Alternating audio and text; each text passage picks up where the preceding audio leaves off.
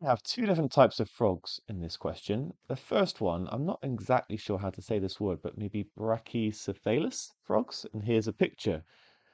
Less than 1 centimeter long, they have 3 toes on each foot. So this is one of their feet, and they're going to have another on the back. So in total for one frog, it's going to be 2 times 3 toes on their feet.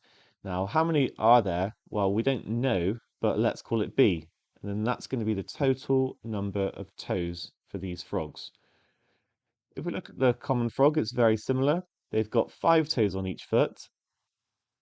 And of course, again, they've also got 2 feet. So it's going to be 2 times 5. And then C is going to be the total number of toes. And if I add these together, then I have 122 in total. So I hope that makes sense. I've just added up all the toes by thinking about how many feet they have and how many, or we know how many toes they have on each foot, and then the number of frogs of each type. So that's going to give me 6b plus 10c is equal to 122. Now we also have some information about their hands. And again, they're going to have 2 hands. The brachycephalus frogs, right, they've got 2 fingers on each hand.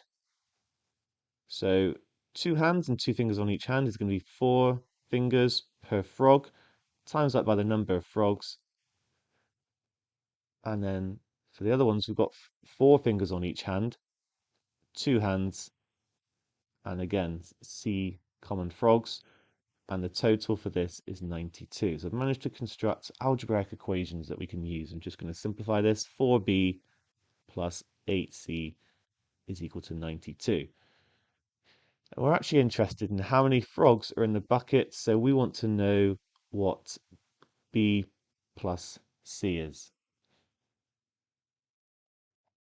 And if I take these two equations, these simultaneous equations, and I simply subtract them, actually, I don't need to work out b and c. I can actually, if I subtract them, I'm going to get 2b plus 2c is equal to 30.